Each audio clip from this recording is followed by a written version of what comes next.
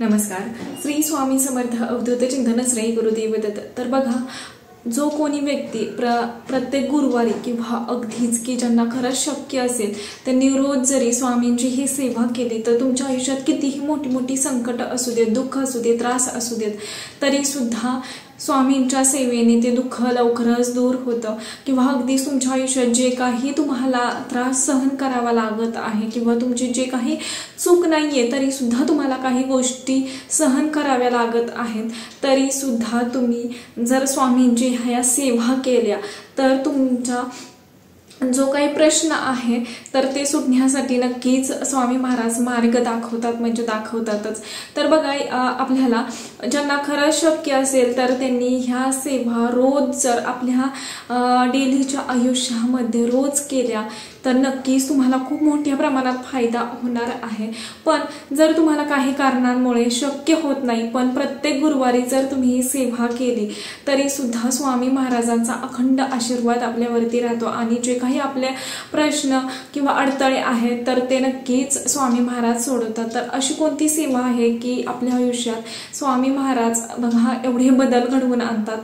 तर बघा, जरी तुमच्या आयुष्यात आर्थिक समस्यांना तुम्हाला तोंड द्यावं लागत असेल तरी सुद्धा तुम्ही ह्या सेवेने नक्की म्हणजे नक्की बाहेर पडणार आणि स्वामी महाराजांच्या कृपा आशीर्वादामुळे आपली सर्व काही स्वप्न पूर्ण होतात, म्हणजे होतात. ज्यांना रोज करणं ही सेवा शक्य असेल तर त्यांनी नक्कीच करावी. पण ज्यांना काही कारणांमुळे जी काही वर्किंग महिला आहेत, दादा आहेत, त्यांना रोज सेवा करणं शक्य होत नसेल तरी सुद्धा तुम्ही फक्त आणि फक्त गुरुवारी जर प्रत्येक गुरुवारी ही सेवा केली तरी सुद्धा तुमच्या आयुष्यात खूप मोठ्या प्रमाणात बदल व्हायला लागतो.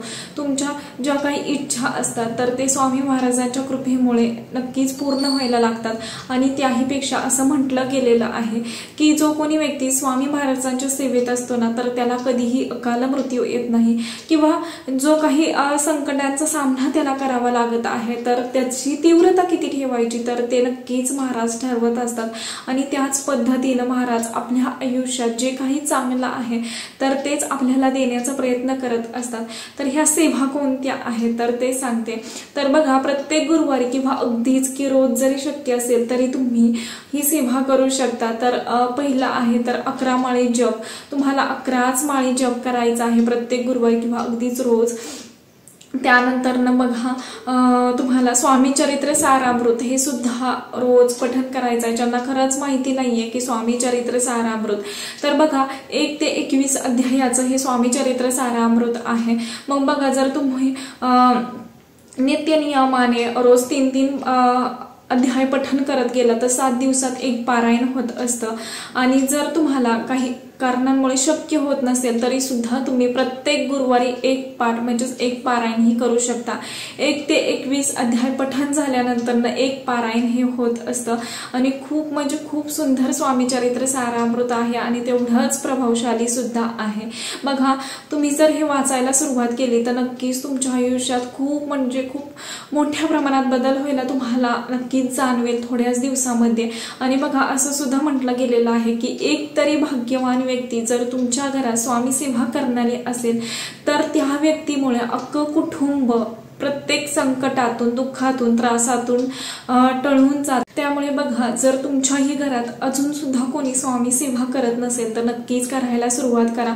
आणि मी तर म्हणेल की प्रत्येक जणांनी स्वामींची सेवा करावी आणि प्रत्येक जणांचा जो काही प्रारब्धाचा भोग आहे तर ज्याच्या त्याच्या सेवेनुसारच तो कमी होत असतो किंवा अगदी स्वामी महाराजांचा कृपा आशीर्वाद त्याच्यावरती राहत असतो. त्यामुळे ह्या सेवा करायला विसरू नका. कारण असं होतं की आपण आपल्या आयुष्यात एकदा म्हणजे बघा, आपण प्रत्येक गुरुवारी असं ठरवतो की करायचे सेवा आणि काही कारणांमुळे ते राहून जाते. तर असं न करता आपल्याला त्या सेवेमध्ये जर तुम्ही सातत्य ठेवलं तर नक्कीच तुमच्या आयुष्यात कोणतेही दुःख, त्रास, संकट राहणार नाहीत. आणि स्वामी महाराजांच्या कृपेमुळे बघा, खूप जणांचा अनुभव आहे की जो कोणी व्यक्ती स्वामी सेवेत येतो ना त्यांचं आयुष्य महाराज खरंच सोन्यासारखं करून टाकतात. आणि बघा, याचबरोबर आपल्याला स्वामी महाराजांच्या जर सेवेत तुम्ही राहिला तर नक्कीच तुमचं आयुष्य सोन्यासारखं करून ठेवतील महाराज। तुम्हाला रोज किंवा गुरुवारी तरी 11 माळे जप करायचे आहेत। त्यानंतर स्वामी चरित्र सारामृताचे अगदीच तुम्ही डेलीची सेवा केली, नित्यसेवा, तर 3 अध्याय असे पठण करायचे। 7 दिवसात एक पारायण होतं। त्यानंतर बघा तुमच्या आयुष्यात खूप सारी म्हणजे संकटांचा सामना तुम्हाला करावा लागत आहे, खूप सारी संकट समस्या येत असतील तर नक्कीच तुम्ही 14वा अध्याय पठण करायला हवा। गुरुचरित्राचा अगदीच छोटासा आहे, छोटं अगदीच, तुम्हाला बघा मोठा गुरुचरित्र ग्रंथ आहे तर ते सुद्धा हातात घेण्याची गरज नाही, अगदीच 10 रुपयाला छोटं 14वा अध्यायाचं पुस्तक भेटतं। 14वा अध्याय आणि 18वा अध्याय दोन्ही अध्याय एकत्र सुद्धा भेटतात किंवा अगदीच तुम्ही सेपरेट सुद्धा घेऊ शकता। अगदीच 10 ते 15 रुपयामध्ये तुम्हाला हे सहज शक्य होतं। ज्यांच्या आयुष्यात वारंवार संकट येत आहेत किंवा आजारपण आहे, अकाल मृत्यू येऊ नये असं जर तुम्हाला, तुमच्या कुटुंबियांना येऊ नये असं जर वाटत असेल तर नक्कीच तुम्ही गुरुचरित्राचा 14वा अध्याय पठण करायला हवा। अगदीच डेली नित्यसेवेमध्ये जरी तुम्ही पठण केला तरी अतिउत्तम, किंवा फक्त गुरुवारी जरी पठण केला तरी सुद्धा काहीच हरकत नाहीये। त्यानंतर बघा ज्यांना वारंवार काही पैशाबाबत काही अडचणी येत असतील तर त्यांनी नक्कीच गुरुचरित्राचा 18वा अध्याय पठण करायला हवा। त्यांनी आपले आर्थिक अडचणी कमी व्हायला लागतात। आपल्या घरात माता लक्ष्मी वास्तव्य करते आणि त्याहीपेक्षा घराची खूप मोठ्या प्रमाणात भरभराट होते। स्वामी महाराजांचा, दत्त गुरूंचा आपल्यावरती आशीर्वाद राहण्यासाठी आपल्याला 18वा अध्याय देखील पठण करणं तेवढंच गरजेचं आहे। जे की बघा हे सर्व काही सेवा मी तुम्हाला सांगते बघा, 11 माळी जप, त्यानंतर स्वामी चरित्र सारामृत, गुरुचरित्राचा 14वा अध्याय, 18वा अध्याय आणि तारक मंत्र तर अतिशय प्रभावी तीर्थ आहे, जे की तुम्ही मुलांना वारंवार नजर दोष लागतोय किंवा अगदीच मुलं वारंवार आजारी पडत आहेत, मोठ्या माणसांना काही ना काही बाधा आहे, तरी सुद्धा जर तुम्ही रोज तारक मंत्राचं तीर्थ जर बनवून घरात शिंपडत असाल आणि त्याहीपेक्षा मुलांना, घरातील सर्व व्यक्तींना जर देत असाल तर नक्कीच त्यांचा आजारपण, नजर दोष कमी व्हायला मदत होते। आणि बघा ह्या सर्व काही सेवा करण्यासाठी अगदीच की अर्धा ते पाऊण तास खूप झाला ह्या सर्व काही सेवेसाठी, पण ह्या सेवेने बघा तुमच्या आयुष्यात ती महाराज सोन्यासारखं तुमचं आयुष्य करतील आणि त्याहीपेक्षा अखंड आपल्यावरती स्वामी महाराजांचा कृपा आशीर्वाद राहण्यासाठी ही खरंच खूप महत्त्वाची आणि प्रभावशाली सेवा तुम्हाला सांगत आहे। नक्की करा आणि अनुभव घ्या, कारण ह्या सेवेने खूप जणांना अनुभव आलेला आहे। आणि बघा तुमचंही नोकरी संदर्भात काही अडचणी आहेत किंवा अगदीच की तुम्हाला मुलं बाळ होत नाहीये तरी सुद्धा तुम्ही ही सेवा करू शकता, किंवा खूप सारा आजारपण म्हणजे मागं लागलेलं आहे, एकाचं झालं की एकाचं गृहदोष आहेत तरी सुद्धा तुम्ही ही सेवा करू शकता। बघा तुम्ही एकदा सेवेला सुरुवात करा, महाराज एवढं काही आपल्या आयुष्यात बदल करतात ना, आणि जे आपल्यासाठी योग्य आहे तर तेच महाराज आपल्या आयुष्यात आणत असतात आणि त्याच मार्गाने आपलं आयुष्य हे घडवत असतात। बघा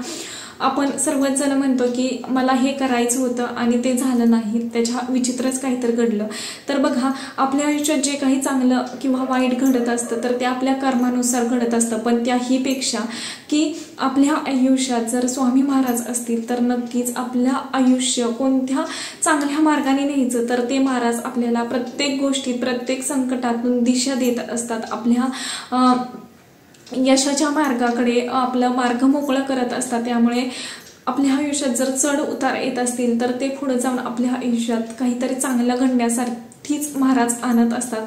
त्यामुळे की तुम्ही सेवा करणार आणि त्या पुढे जाऊन तुम्हाला असं वाटतंय की काही ना काही विचित्र घडतंय किंवा अगदीच काही चांगलं होत नाही, तर ते महाराज आपल्याला योग्य दिशेने आपल्या आयुष्याची वाटचाल करत असतात। त्यामुळे पहिल्या स्टार्टिंगची ही स्टेप असते की मग हा प्रत्येक जणाला असं वाटतं की मी एवढी सेवा केली तरी सुद्धा काहीतरी वेगळंच वळण माझ्या आयुष्याला लागलेलं आहे, तर हीच स्वामींची कृपा असते। आपण प्रत्येक संकटातून टळून जातो, ही स्वामींची कृपा असते। आपण बघा आपल्या आयुष्यात जे काही अडचण येत असते तर ती प्रत्येक एक संधी महाराज आपल्याला देत असतात की त्यातून काहीतरी शिकावं, हीच स्वामी कृपा असते। त्यामुळे नक्कीच तुम्ही सेवा करायला विसरू नका। आणि बघा, अनुभव तर प्रत्येक जणाला स्वामी महाराज पावले देत असतात, त्यामुळे नक्की सेवा करा। जी काही मी सांगितली आहे ती आतापर्यंत एवढंच झालेली सेवा मी महाराजांच्या रुजू करते। व्हिडिओ आवडला असेल तर नक्कीच लाईक करा, शेअर करा आणि चॅनेलवरती नवीन असेल तसंच नवनवीन व्हिडिओ पाहण्यासाठी चॅनेलला सबस्क्राईब करा। धन्यवाद। श्री स्वामी समर्थ।